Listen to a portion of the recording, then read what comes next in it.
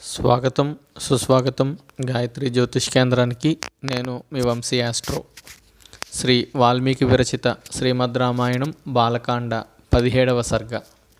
ఆ విధంగా విష్ణువు దశరథునికి పుత్రుడిగా జన్మించాలి అని నిర్ణయించుకున్న తరువాత బ్రహ్మదేవుడు దేవతలందరినీ పిలిచి వారితో ఇలా అన్నారు: శ్రీ మహావిష్ణువు రావణాసురుని సంహరించడానికి మానవ రూపంలో జన్మించబోతున్నారు. మీరంతా ఆయనకు సాయంగా వెళ్ళాలి.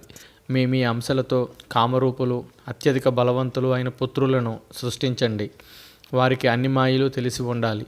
వారు సూర్యులుగాను వాయువేగంతో ప్రయాణించగలవారుగాను అయి ఉండాలి.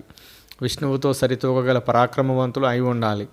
అదే కాకుండా నీతిమంతులు అయి ఉండాలి. వారు ఎవరి చేత కానీ ఏ ఆయుధము చేత కానీ చంపబడకూడదు. సర్వ అస్త్ర సంపన్నులు అయి ఉండాలి. అటువంటి వారిని మీరందరూ అప్సరసల యందు, గంధర్వ స్త్రీల యందు సృష్టించండి. వారందరూ వానరులు అయి ఉండాలి.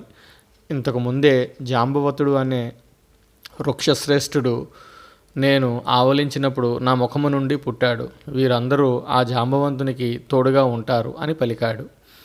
బ్రహ్మదేవుని ఆజ్ఞ ప్రకారము దేవతలు అందరూ తమ తమ అంశలతో వానరులను సృష్టించారు. దేవేంద్రుని అంశతో వాలి జన్మించారు. సూర్యుని అంశతో సుగ్రీవుడు జన్మించాడు. బృహస్పతి అంశతో తారుడు అనే వానరుడు జన్మించాడు. కుబేరుని అంశతో గంధమాధనుడు అనే వానరుడు పుట్టాడు. అగ్ని అంశతో నీలుడు, అశ్వినీ దేవతల అంశతో మైందుడు, ద్వివుదుడు, వరుణుడు అంశతో సుశేషనుడు, వర్జన్యుని అంశతో శరభుడు, వాయుదేవునికి హనుమంతుడు, ఇంకా అనేక దేవతల అంశలతో లక్షల కొద్దీ వానరులు సృష్టించబడ్డారు. వారందరూ కామరూపులు, బలశాలురు. ఆ వానరులు ఏ దేవతల అంశలతో జన్మించారో ఆ వానరులకు ఆయా దేవతల శక్తులు, బలపరాక్రమాలు సంక్రమించాయి. ఆ వానరులందరూ యుద్ధ విద్యలో కౌశలము కలవారు. వారి ఆయుధములు, శిలలు, వృక్షములు, వారి గోళ్ళు, దంతములు. వారందరూ వృక్షవత పర్వతం మీద నివసిస్తున్నారు. ఆ వానరులందరూ తమ తమ నాయకులుగా వాలి, సుగ్రీవుడు, నలుడు, నీలుడు, హనుమంతుడు మొదలగు వారిని సేవిస్తున్నారు. అమిత బలశాలి అయిన వాలి తన బాహుబలముతో వానరులందరినీ రక్షిస్తున్నాడు. ఆ వానరులు ఈ భూమి అంతా ఆక్రమించి ఉన్నారు.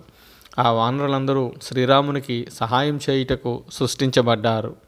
ఇది వాల్మీకి విరచిత రామాయణ మహాకావ్యంలో బాలకాండలో 17వ సర్గ సంపూర్ణము. ఓం తత్సత్. ఓం తత్సత్. ఓం తత్సత్.